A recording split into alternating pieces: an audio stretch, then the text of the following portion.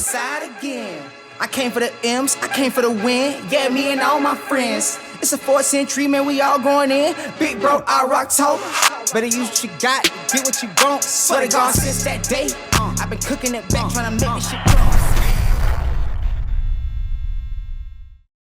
What's going on, guys? Welcome to another episode of the Beezy Show. Killing the game, as always. I think Beezy had a pressers this morning. Pretty awesome stuff. We're early grinding today. It's like 10 a.m., so very nice. Very early today.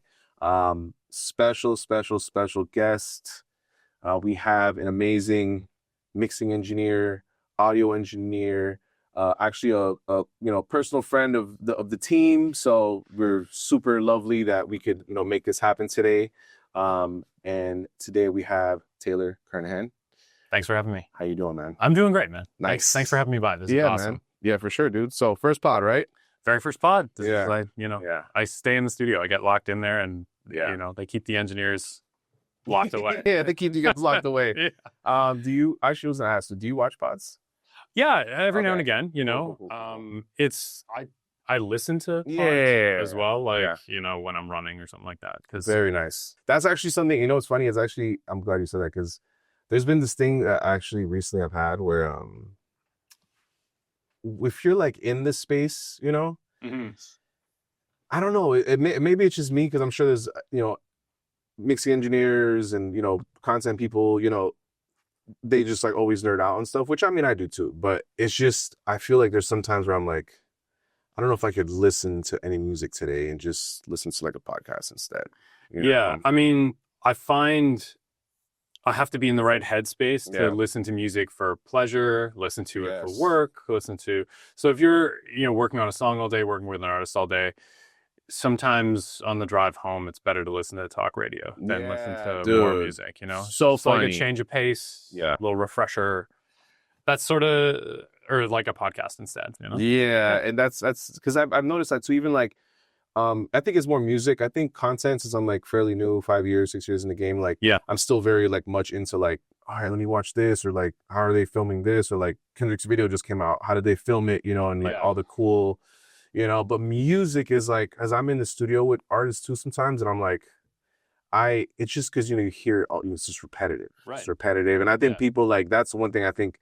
I'm sure fans now, because social media, they know what it is now, like behind the scenes in studios. But it's a very like meticulous process at times, Absolutely. And you're just in there and then doing the edits, and then you're like, listening to the same vocal, a few times in. It's like, all right, I think I'm gonna just drive home with no music today. Well, yeah, and when you're in that environment, you're like, it doesn't seem like too repetitive because every time you're listening back, you're making something better, you're making changes, you're like you're furthering the process. So, and it's a collaborative thing, so other people are suggesting stuff, and it's like you're working, you're creating something, but it still ends up being like kind of overstimulation at the end of the day, when especially if you're doing like a marathon session and you get out at like 4 a.m. or something. The last thing you want to do is, cool, it's like, maybe now's the time to listen to that new album that people, right? Vibe out now. Listen to, I totally understand that. And it's just one of those things where you look into it and you're just like, maybe I could chill out for the day after what I just did. So it's just, it's a kind of a weird aspect of it, but 100%. So, and I'm, kind of, newly getting to know you. Well, weird, right? Because we were talking. Yeah, we were talking off camera, as they say on the pods. We were talking off camera. And so I guess let's start there. So 2020, and I mentioned on the Bob Horn podcast about Clubhouse and a lot of people that were met through that. So, and just as a refresher for everyone listening, basically, Clubhouse came out in 2020, and the pandemic was crazy. It was one of those things that, like, I think even just as like an app, it was one of those things where it's like this app just exploded. Pandemic. 100%. I think a lot of things were kind of like online were exploding at that time, just because obviously everyone was home and there's nothing to do, and whatever, we're in that stage. So Clubhouse popped up. Obviously, some of the people watching know about Industry Swap Meet. Know about that room. Shout out to Big Lou. Shout out to Nico. We set it up basically as like the ghosts. We set it up as Nico and Lou, I know Lou was like speaking of like, we have all these resources, all these people, these engineers. why don't we just bring it all together? You know what I mean? So, you know, he then, you know, hit up Nico and like started creating the group. Then he hit me up. He's like, well, you're a content guy now, so you got to do all that. So get the social media going, get the Instagram up, and start making, you know. So we put it all together. But it originally, you know, Industry Swap Meet was originally a space on Clubhouse for like engineers. Yeah. You know, music. It was very more music heavy, you know, artists and producers. And like we even had like, you know, entertainment lawyers in at one point, like breaking it all down. And, you know, so it was like a cool space. And then I think as time went on, and this is the weird part about it, because like you know, there's been a few other people at events that I've been at, you know, and like, you know, whatever, like music events. And like, they'll like run into me like, I recognize that voice. Hey, yeah. I'm like, I don't know what to say to that. And they're like Clubhouse. Yeah. Like Industry Swap Meet. He's like, that Beezy. I'm like, hello, how are you? You know, so it was like, it's been kind of weird to, right, Clubhouse. It's like kind of weird to like see a lot of these people, you know, now, because it's like, that was such a crazy moment. But so I guess one thing to go on, and this is actually more for me, because I like to ask everyone that I meet from Clubhouse, but what was like your perspective on the rooms, and like, you know, what did you feel when you were like in Industry Swap Me? Like, you know, what was kind of the vibe, you know, from your perspective when you were in the rooms? Yeah, I mean, well, like the pandemic was wild, right? And true. Even in the best of days, when there isn't a global pandemic where you're shut away, engineers kind of work in their own little spaces, and they're on their own islands. So like having a sense of community is huge. Yeah. And like I'm a big advocate for that. So finding this Clubhouse room was like an oasis in the desert at the time, you know, when you're just starved for just having regular conversation with professionals and peers. So that was great to fall into that. And my first impression was, oh, these are people who actually work in the industry. You know, there's a bit of like the showboating, there's a bit of but it was just the Wild West, right? You just get in there and you talk about how it's actually like being in sessions. There isn't like any bullshit. Yeah. It's just, you know, a group of people, a group of professionals talking about their craft. Yeah. And it was great. It was refreshing. Yeah. There was new people. There was legends in the group. So, you know, I was saying off camera, I was like a lurker. I just like would pop in and listen, barely contribute, because sometimes that's all you need is just like to be in a room with people talking about what you do and what you love to do. So Clubhouse was great for that. Yeah. And I think that, you know, and I get that part of it, just kind of popping in, because I mean, that is one thing that I did notice in other rooms. There was like always a structure to the room. So it's like, you know, these are the top, you know, and then, you know, however the microphones, I forget how it even works at this point. It's been so long, but you know, the hierarchy of like, you know, who's in charge of the room and like who can ask questions and like this. And so I do see from that perspective, like not wanting to jump in, but I think that was like the beauty of our room, where it's like, just go. But there was like go. A level of like, you just understood that there was like kind of you and Lou and Nico were kind of the moderators. But it wasn't like heavily formatted. It was like, we're here to talk. We're here to whatever. And the conversation would go from, you know, engineering to like drinking turmeric and like lifestyle stuff and just all over the place, right? And then it would get a little, you know, wild. It was like fun times. Crazy times. It really is. I look back to, and like I said, it's just so crazy, like still meeting people from like Clubhouse, you know, like you only have them as like a little Avi for like a year almost or more. Who knows? It's been such a long time. So it's like, and then you see them and you meet them, and this is officially another Clubhouse link up. By the way, just so you know, it's in the flesh. We're happening. We're making it happen, people. We're on the pod now, okay? Before you saw us in just a tiny little logo, but now we're in rooms and stuff together. Real life. That's cool, man. I mean, you know, and then so basically from there, you know, I thought that was a really good thing for everyone to come in. I actually did like that, you know.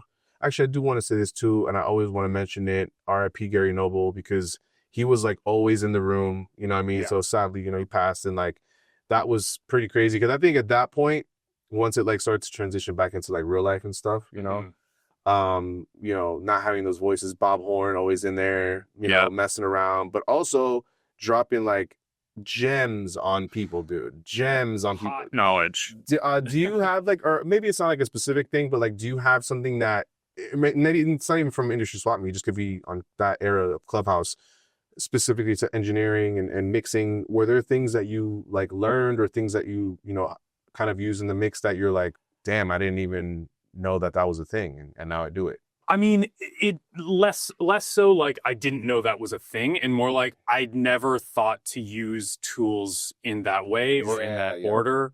I'm trying to remember a specific one. Okay, weird little thing. If you put somebody suggested on a mix that I think they were even currently working on. It might have been Cesar.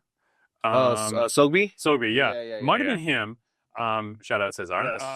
Shout out. He suggested putting Soundtoys Crystallizer in front of a reverb, like on very, very, very minimal settings, but it kind of creates a bit of more dimension.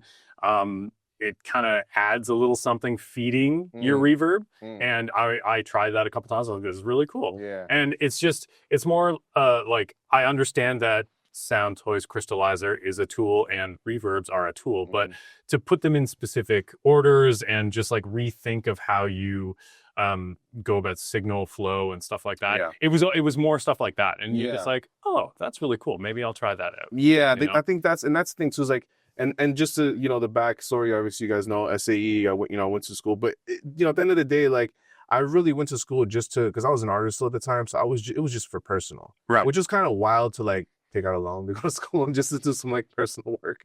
I try to go to studios after, like I hit my you know, counselor or whatever, and you know, it was just tough in Miami because at the time, you know, they had you know, Hit Factory, which is like huge out there. It's like super legendary, and I think there was, I can't remember the names of the other ones, but there was a bunch of like very competitive studios and leaving school, so it's like it was just so tough to like, oh, I want an internship over there and like try to get, you know, because I feel like there's in these like audio engineering schools, I feel like I'm coming in as like a new person and like learning, but I did notice that in the classrooms, there were like 2 or 3 guys that were like already there. You know, they already knew Pro Tools, they already knew mixing, they already knew tracking. Like they were there to like take it to the next level and to just, and also to network and like get to know and then get into these studios. And so I think that was my competition. So I knew I wasn't going to be like as good for that.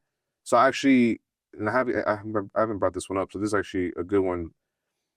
Everyone was saying, go to studios, whatever, you know, you'll get in maybe or whatever, internship. Yeah. I was like, all right, maybe. So I did, and I didn't get in because it was so much competition. It was very saturated. But there was this one place, and I actually so glad that I went there. It was a place called The Kitchen. The Kitchen? And it was in Miami, but it was a overdub facility. Cool. So they did like overdubbing for like shows, and they would like translate like American TV shows into different languages. Right on. They'll get the voice actors coming in and like acting. It's like pretty cool. That's cool. I love that stuff. Like ADR. Yeah, it's basically, it was super cool. Like first time I didn't even know that's what it was. But it was like a 5-month internship, you know, quick. I ended up just leaving just because I, you know, need to get back to real life and like kind of make money and, you know, work and live. That wasn't doing it. Been there. Right. So, but what I did love about a place like that, which is cool to even have as an example, is I went to a place where I didn't really think I wanted to go to. And then in the end, after the 5 months, I probably learned more like Pro Tools shortcuts and like just, you know, kind of editing stuff. Like then I probably would have ever learned in the studio in that same amount of time, you know, 5-6 months, like just, you know, fades and like, you know, you got to get all these clips and fade them out, make them sound nice and neat. So we send it off to the mixer, they mix it, pre-mixes and prep and all that kind of, it was very like regimented. Yeah. Which I never thought I would see in a studio. I'm like, that's pretty sick, like the way that they format this stuff. So it's just something from the music time that I'm like, damn, this is like a pretty cool move. Yeah. Like not going to a studio and doing that grind and doing this just to get more of like the technical down. The technical side, yeah. You know what I mean? So but yeah, so and your beginnings is, where are you from and like where'd you grow up and like kind of get into your backstory and then how you came into music. So I'm Canadian. Oh, nice, Canada. Nice. Originally from London, Ontario, which is a city about 2 hours away from Toronto. Okay. So born and raised London. You know, typical Canadian upbringing, I suppose. Went to high school, went to university. I originally went to university for psychology and philosophy, but that was like not it for me. So about halfway through, I decided I was playing in bands. I started being a drummer. I'm not a great drummer. Oh, cool. But I started out playing drums. Nice. Most engineers, I feel like, started out being a musician or an artist at some point. So I'm no different. Went to school, realized that I didn't love psychology. So, I'd already kind of invested a bunch of time in that. So I one night had too much wine and went on my computer and like switched all my courses so I could graduate early. And then I was like, I got to get out of here. I want to get into music because that's what I always loved doing. I loved like playing drums in bands. I loved going to gigs. I was like, there was a few kind of dingy clubs in London that had all the like sort of emo, screamo, hardcore bands I played, and I was like right in there with all that. So I don't know. I wasn't happy with where things were going, so I want to make a change. Yeah. And then it just so happens that one of the best school programs for audio engineering in Canada was at Fanshawe College, which is in London, which is the city I grew up in. So beautiful. I quickly finished out my program, then switched over to Fanshawe and did audio engineering there. Cool. From there, I sort of got in with some of the professors because I was very much like, I looked at it as like a means to an end, where I was like, I want to work in studios. I want to work on audio. I don't know anybody because by this point, like I have no one in my family who is in like professionally in music or anything like that. I just loved it. So you sort of like, I don't know anyone. I need to meet people. And the first people I met were my professors at in the music industry arts program at Fanshawe College. So I kind of got in with them. Started like bugging them for an internship at their like studio, which is, one of the only and the biggest studio in London at the time. Yeah. So I kind of interned there, worked for free, kind of worked part-time here while I was in school, trying to like do as much as I can. Yeah. Eventually that led to meeting another engineer from Toronto. So Canada has a version of the Grammys called the Juno Awards. Okay. And they would take a group of audio engineers, I want to say like 20 plus, and they sort of are the initial cut down of all of the submissions in the engineering category and in the production category. So they send them all into this one studio, into a studio, and go through the ones and sort of like pare it down for then send on to the actual judges. So this year they were doing it at EMAC, which is the studio that I was interning at. Oh, cool. And I met John Beetle Bailey, who's a engineer in Canada. We got on really well. I later found out that he was looking for an assistant, and then I went up, had a meeting with him, and that's how I moved from London to Toronto, and I was working for John. And that was really where I cut my teeth. Yeah.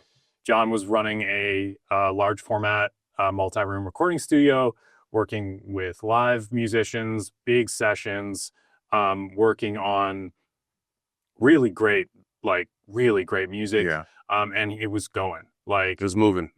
Yeah. So, I got in there, working with John, was his assistant, and I was there for quite a while.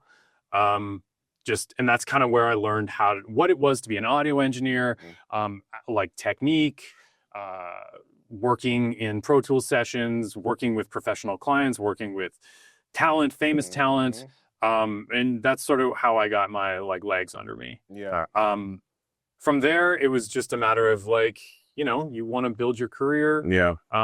Canada is a very small industry. So I always had my sights down here. California's beautiful. So yeah, coming down to LA, worked freelance. Yeah. And that's sort of how it all started. Yeah. Going freelance, mixing.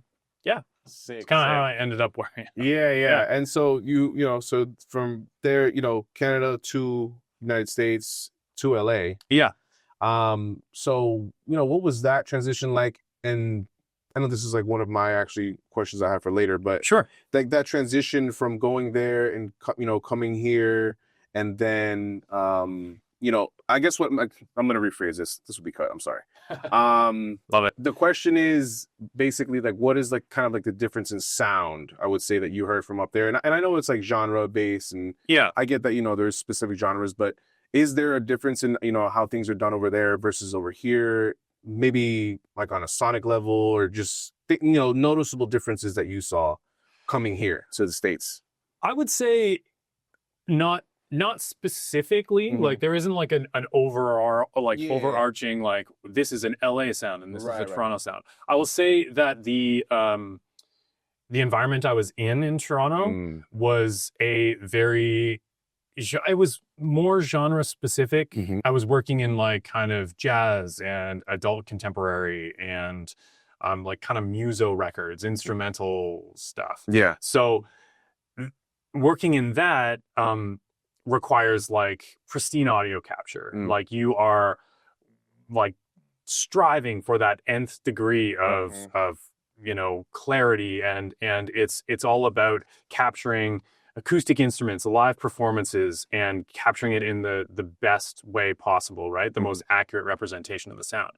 Now, moving down to LA, working in different genres, it's more about artistry. What's cool?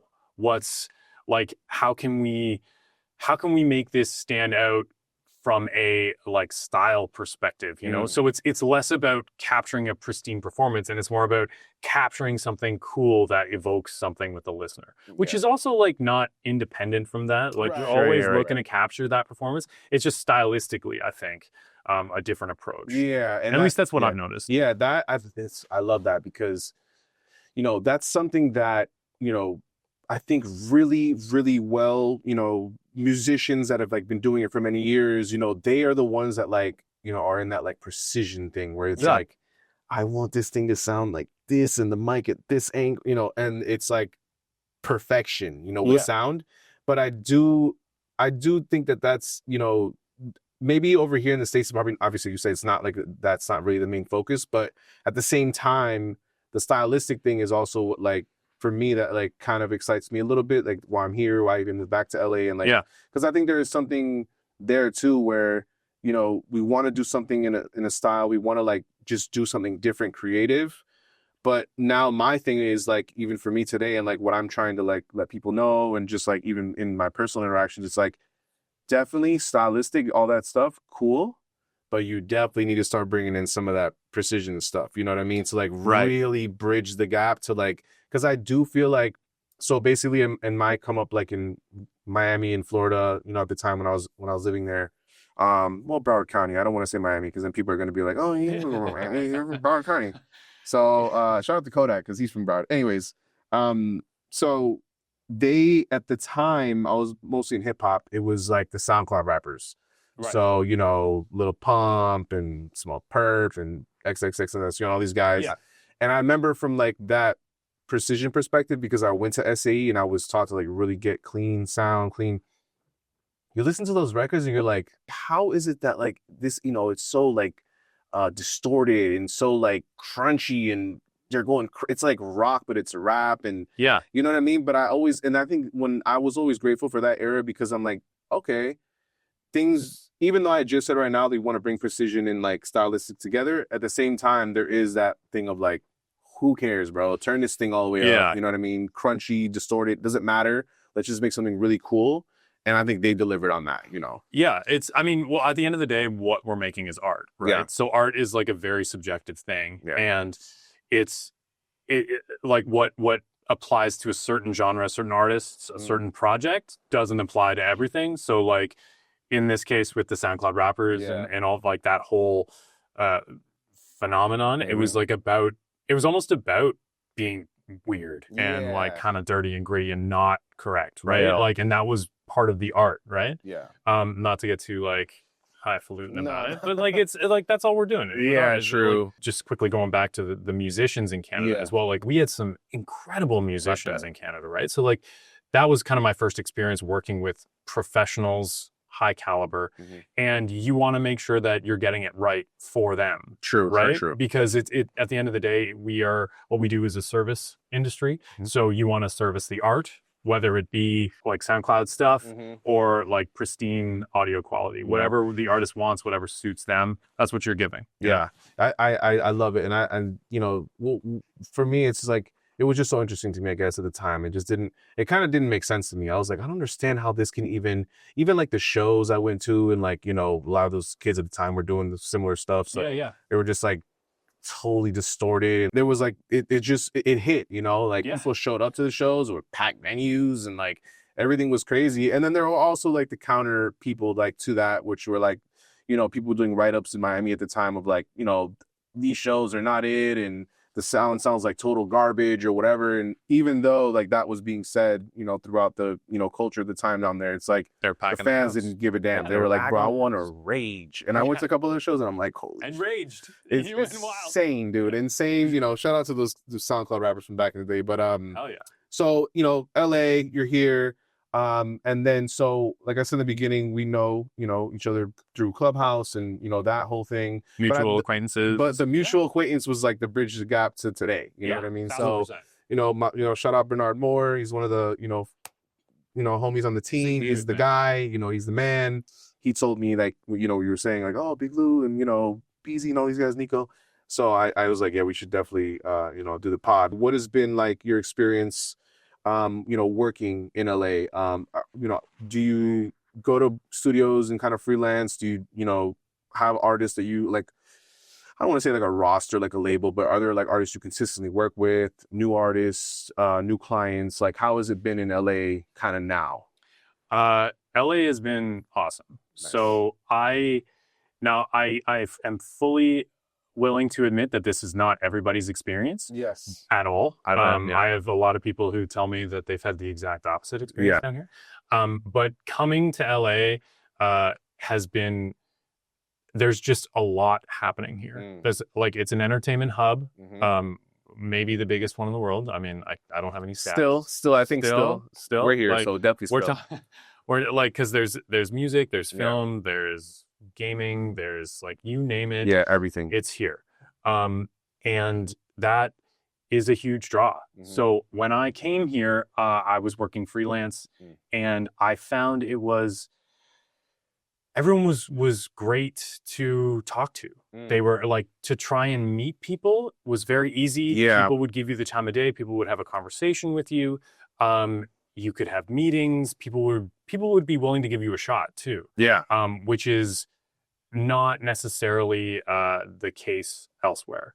So you come down here, and you never know who you're going to meet and where you're going to meet them either, right? So like, you can go to a gig and to see a band, and it just so happens that another band is opening on that slot, and you meet their producer, and then that leads to, so that is unparalleled in LA. The like little connection thing that you can get just by going out, just by talking to people is, you can't find that anywhere else, in my experience. So that has been incredible. I think that's, you nailed it too. It's like, when I came back, that was one of the things. I was doing music in Florida, did that. It was more artists, so networking was okay, new artists, new people.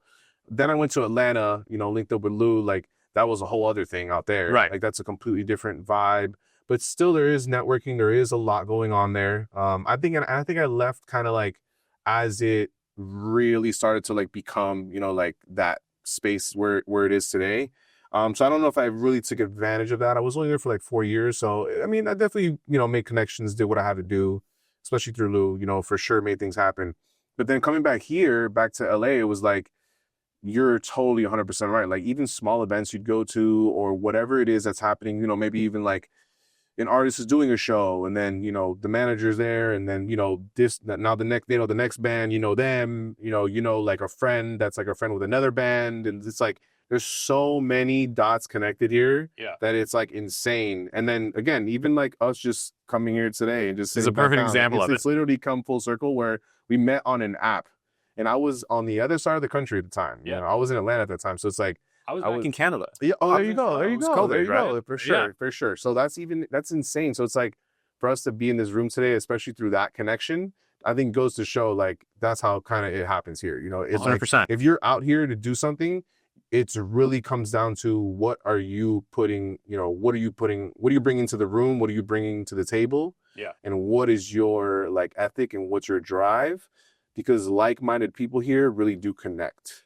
You know what I mean? Obviously, there's the shenanigans and bullshit, and there's all this. But there's that everywhere. But that's everywhere. That's right? everywhere. Yeah, right? You know, there's always going to be people that are out for their own agenda, and that's fine. But you know, at the end of the day, you do, and I feel like I've really met some really cool people here that I've really not met anywhere else. You know what I mean? Yeah. Like people that I'm like, damn, like I could be your friend for a while. You know, probably lifelong. You know? Yeah. So it's been really cool that way. Agreed.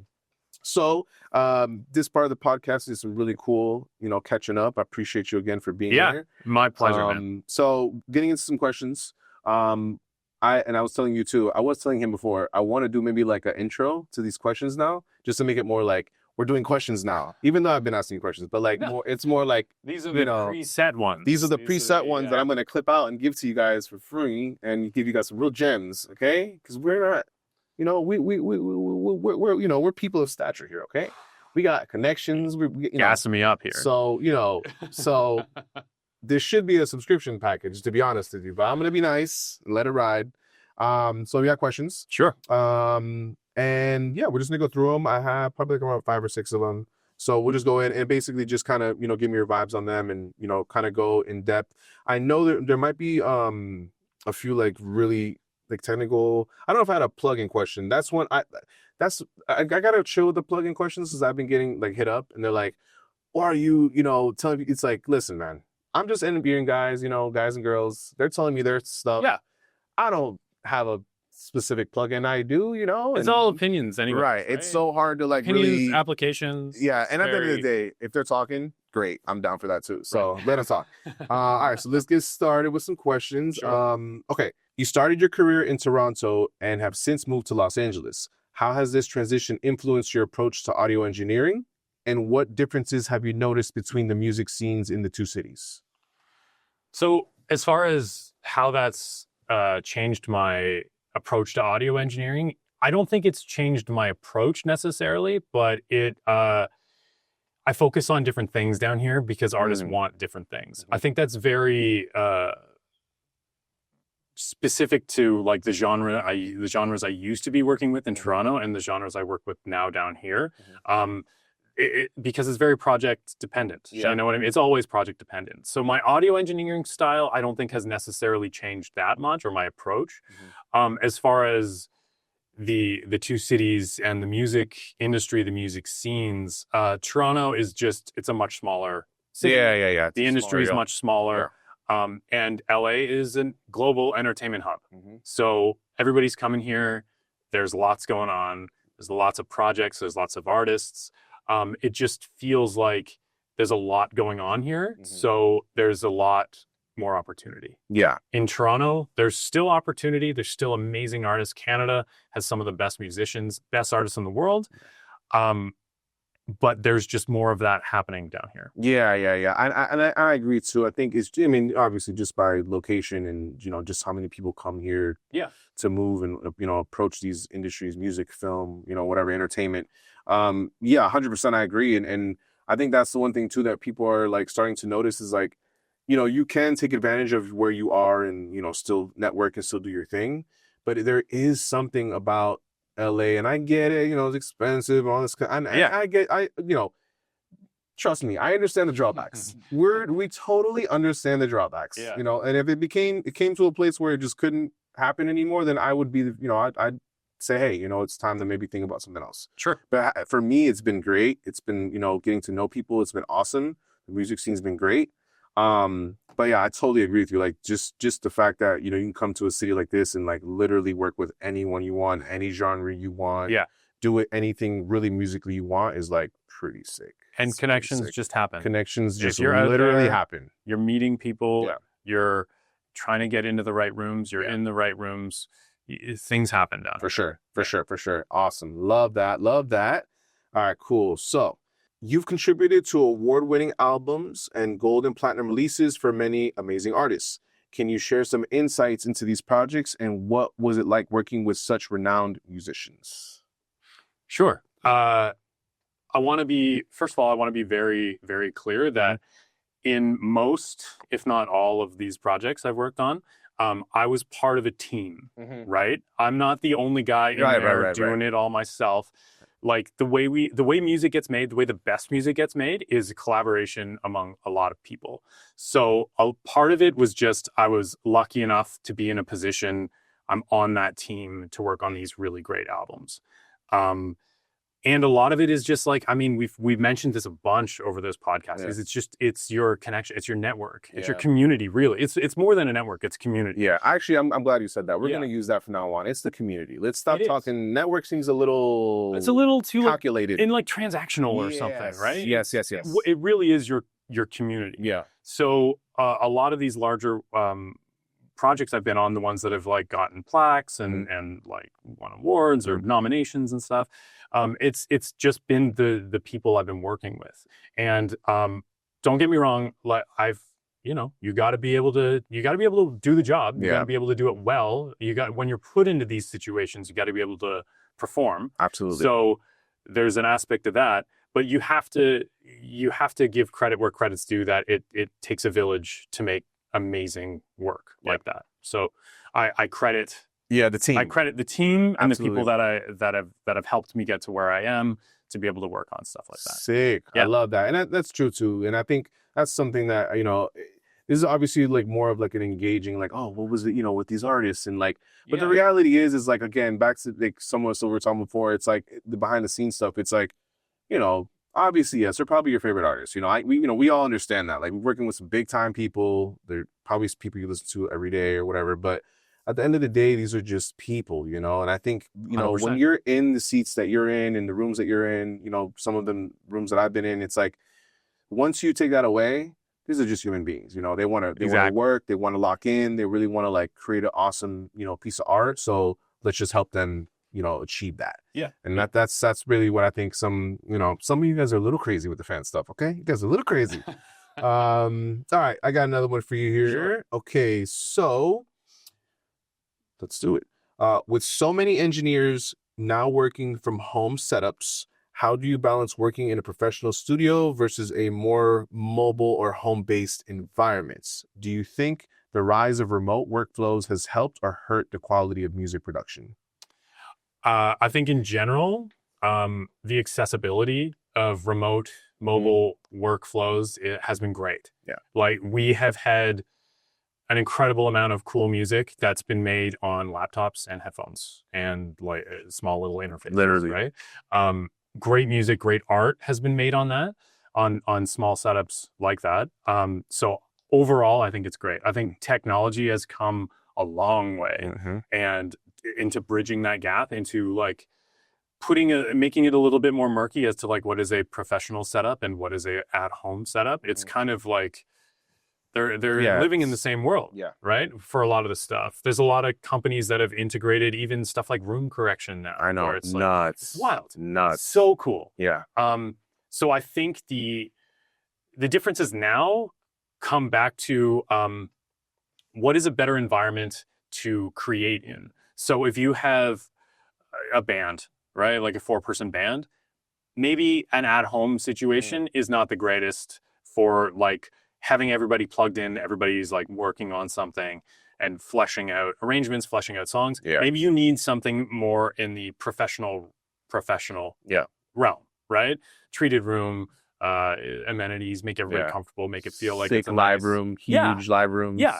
And if that's the sound you're going for as well, right? True. Like drums at home are never going to sound like drums in a giant hall, right? Like it's project dependent, it's song dependent, it's artist dependent, but I definitely think the gap is like so small. I'm even like, it's funny you ask, I'm right in the middle of putting together a new mobile rig. Oh, nice. Because I want to be able to work on the road. I'm trying, I'm working on getting better at mixing in headphones. Nice. Simply just because I want to be able to be more mobile. I want to be able to have that translation from working on a laptop, working in a studio, making it seamless, making it my work the same level. I specifically remember Andrew Sheps being like, I mix in headphones. There's no excuses for anybody, right? If some of the biggest records are getting mixed on headphones, then there you go. Get a pair of headphones. Yeah, get a pair of headphones. I mean, and just before I get off this topic, of course. For your setup, like you're creating the mobile setup, you're creating something. What are some of the tools? Maybe you have them, maybe you don't. But what would be some like a nice starter? Like, you know, I'm going to be on the road, or I'm going to be very mobile in the city, going to people's houses or whatever, you know, you're recording mobily. What would be like a nice kind of starter pack setup to have to really be able to get some nice stuff going? Sure. I mean, it kind of depends on what you're looking to record. Yeah, right? true, so like true. if you're recording multiple inputs, whatever, you might need to get like an Apollo X8 or something like that, 8 inputs. Something that's a little more like rack centered around, like you get like a rack and a lunchbox with a couple of 500 lunchbox series. So sick. Get like a nice, you know, a nice chain going that you know and you like. That's if you want to like carry around a rack, you know what I mean? If which is also fairly mobile, right? Yeah. I mean, bare bones, you can just go like laptop and a nice little like, you know, Apollo interface, yeah. the like twin, which is nice. I keep going to Apollo not because I necessarily think it's the best or anything like that, but they do a really great job with like the integration of the software and the plugins, and a lot of people use it. So if you're going to be bouncing around from place to place to place, it's nice to have like, oh, we all use Apollo software. It's easy to just plug in and go. Something like simple, that. Yeah, keep it simple. Something simple, a nice quality, like pair of quality headphones. Something maybe spend more than a couple $100 on that. Like a nice set of headphones. Odyssey makes some incredible headphones.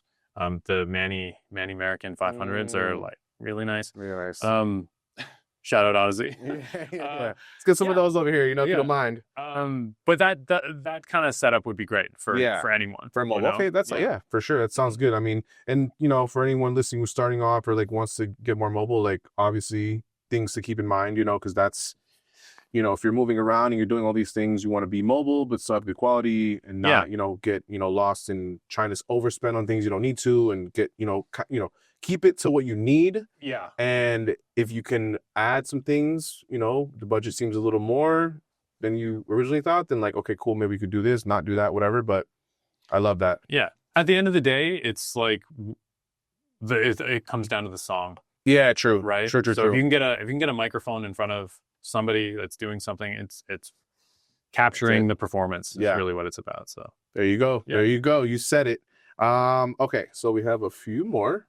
Cool. Start with the next one. Do you feel like you've developed a signature mixing style or sonic fingerprints over the years? If so, how would you describe it, and how did it come to be?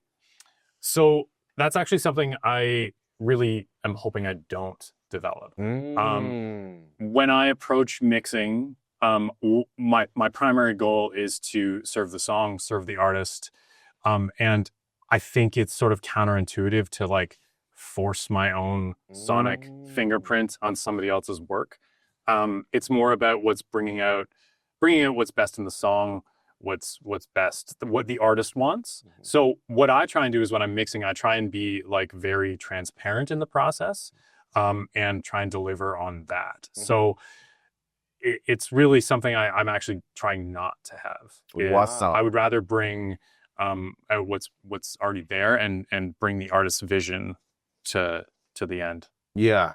And so that's actually interesting. So is it almost saying that like if you're, you know, aiming for something like that where you're, you know, signature mixing style or whatever, you know, does that almost like put you in a box in a way, because you're saying, okay, like this is how I do these things and I'm not gonna like adjust from it, or, you know? I think it can. Yeah. I think there are people who do have more of a lane like that, and that's the work they want to do. That's the work they're good at doing. Like their stuff sounds awesome. Yeah. So that works for them.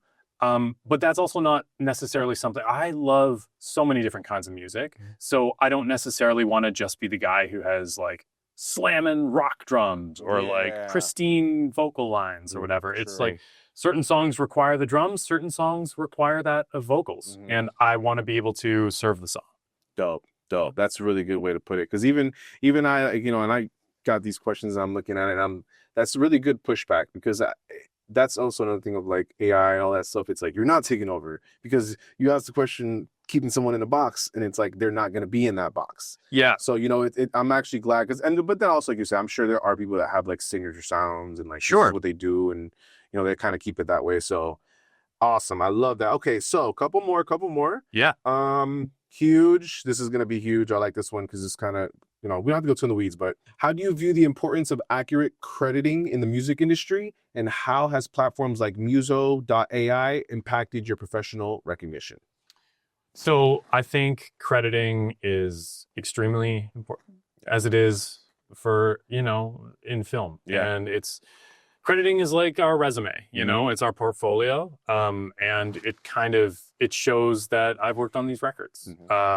So yes, it is important, but I will say, it's not the be all end all. I know when you're starting out, because I was the exact same way. I still am.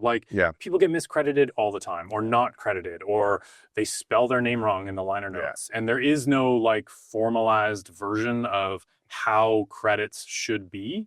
And it's not even all on all streaming platforms.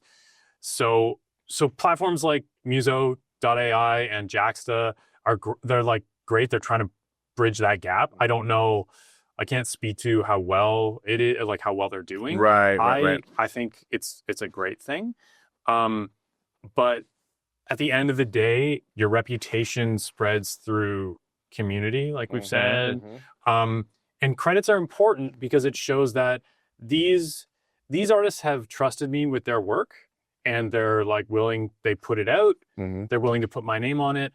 I have a reputation amongst these artists, but I don't think there's ever been a single client I've got off of my credits alone. I don't think anyone has ever looked at my credit list and been like, I have to work with Taylor. Right.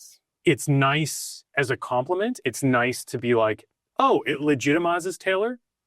He's worked on these projects. It's great. He's a professional, but it's never won me a gig alone by itself. So interesting, because I think that's where people get caught up, in some audio engineers, mixing guys, tracking guys. And obviously I get it, right? It's a track record, it's validation, it's, a lot of things, but at the same time, it's, I think people get caught up in it a little bit, but they have a right to that. Yeah. And there's some people that, there's no specific situation, but, not credit's not done, and people are working really hard on things and don't get that recognition, or get miscredited, or undercredited, and going to get that change is I don't even know what's worse, like a DMV, or I don't even know what there's some government building where it's super old and archaic methods of you got to change your names. All right, we got to go back into the tablets and etch it in and redo. It's it's so crazy, dude. You know? So I'm hoping there is innovation even in something like this, because it's to have an app created where they're linked to the labels, or things like this that hopefully are I'm sure they are already there, and Muso.ai and all these other things are probably some of these things, but to really just kind of get that connection happening, because I think a lot of engineers need that to to have that on their track record and show their catalog of things they've worked on. But also loving what you said about really it's just word of mouth, and people I know this is Taylor's super great. I think you can jump him in there and get the recording done for this artist, and so that's another thing people need to understand is it's not the end of the world. Obviously, it sucks if you're not getting credited. Yeah, but absolutely. It's really the community, the network, and all that stuff of just do your best and it'll get out there, and people will know you're just a badass guy, guy or girl, really behind the boards doing your thing, And for the record, it still happens now. I think it happens regardless of whatever level you're at in your career, or whatever stage you're in. There's always people who either don't care about the credits, they don't care to get them right. And that sucks. Yeah, that's pretty quite terrible. Frankly, it sucks. That's so terrible. Definitely crediting people properly, appropriately for the work they did is important. However, it's primarily word of mouth is how you're gonna get work. That's how I get work. Yeah. Anyways, the only other thing I would say that credits are very, very important is if you're trying to get a work visa. As a Canadian, getting a work visa down here in the US and finally getting my green card to work down here. Yeah. My credits were huge to be able to show to US immigration and say, look, I'm a professional, and I, do professional work. This is why I deserve to get a work visa. Right. So in that regard, it's very important. Huge. So I did go through a whole process of like fixing my credits and getting credited appropriately just to be able to go through the official channels to get a visa. So that's another little wrinkle where it's credits are important. Sometimes they're like, they're important to just show that you have like a trusted body of work. Sometimes they're important because the government needs to look at it. You know what I mean? That's a whole other situation right there. I'm glad you brought that up. Thank you for that. That's going to definitely, I'm going to add that in too, because that's obviously huge, especially nowadays. A lot of craziness going on. So thank you for traveling across borders. It's absolutely, very important. Absolutely. Thank you for that one, man. Cool. I think we have, let's see, una más, one more. Great. This is obviously, paying it forward and, letting people know kind of where you are, where you want to be, but also to let, the young next generation know, how things are done. But last question. With a decade of experience under your belt, what advice would you give to an aspiring audio engineer or mixing engineer looking to break into the industry today? I would say I feel like we just keep harping on it. It's community. Yeah. It's community, it's network. Network is, like we said, it's kind of a strange businessy term, but it's about meeting people, building those connections, people who are in the industry, building trust with those people. Yeah. That is there, you can do all sorts of online reach out, right? DMing, stuff like that. I've done a lot of that. Yeah. And it could be reaching out to 100 people and getting 2 responses. It's really about becoming part of a community. And that's the biggest piece of advice I could get. Getting into rooms with people that are better than you. It's very tough with the way that audio engineering works, where nowadays everybody works in their own little island. We were talking about mobile setups. It's very easy to have a setup in your house. It's very easy to just be like headphones in, making your own music. But we create music together. That's the best music is created amongst a lot of people, right? A lot of people in a room. So that's what I would say. I'd say get out there, build community. Don't be afraid to get out there. Go to a gig, meet people. That's what I would suggest. That's what I did. That's the only way that I was able to build a career. So, that's what I'd say. That's awesome. And that's such a good way to end it. I mean, that's something that I think I probably even personally want to like start, even just you saying the word community, like that's like kind of the theme here today. And I really love that because I think that's something that people don't understand. And I guess it's, more of the people that kind of take advantage and, do these things to, people and not pay and all this kind of stuff. It's like, you're by doing those kind of things, it's like you're just hurting the community. You know what I mean? 1,000%. These are people that can come back and help you in a pinch if you needed it to, or you have big artists coming in, you have your engineer sick, and then the second engineer sick. It's like, who am I gonna, and like the guy that you did wrong or a guy that really did wrong, you could have like hit them up and they would have, but it's like not gonna happen. So that's one thing I think I really want to start, kind of preaching on the podcast is like community. This is what it's all about. Yeah. Like you here today, like obviously super appreciate you for being here today. It's like, it's just so cool to like have built this community and like people still kind of come in and out of it. And, obviously it's not like an everyday thing or whatever, you're not like working on things with people all the time, but it is cool to like, through that community, through industry swap meet on Clubhouse that we did, still kind of like reap some rewards of like having you come in and help me with my podcast and like get me moving on up, and so community, I appreciate that you brought that message in today because that's like pretty huge. I think I'm gonna start talking about that more. And I think in general, most people are like an open book. Like I absolutely am. I have no secrets. I am just out here trying to make a go of it like anybody else. And it's you find people that you resonate with, that you trust, that you can lock in with, build with. That is, I think, the key to growing a career. Yeah. And I think another large part of it is perseverance, because it's hard. So like, hard. Let's be entirely. This is not an easy thing to do. No.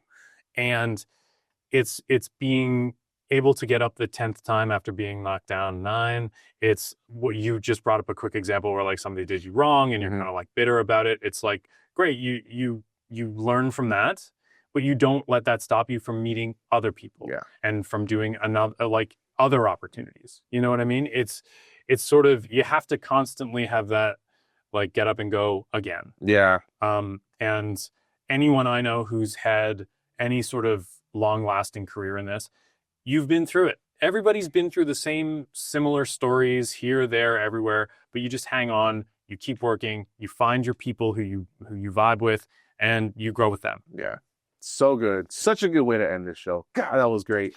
Taylor, thank you so much for being here today, dude. I really appreciate you. It's my pleasure, Beezy. Thanks for having me by. Absolutely, man. And again, guys, as you know, we're trying to build this podcast, so please help me out here. Like, subscribe, comments, all the good stuff. Getting some more pods out. I know I'm trying to get faster at these things. I'm trying the hardest. It's kind of hard, okay? It's not easy. Like we just said, it's hard. So I'm trying to be more consistent with it. I mean, I have been dropping them pretty good, but I think like speed is the next thing I'm working on, you know. So speed, we're gonna get more out. Again, like, subscribe, comment. We really want to see engagement go up.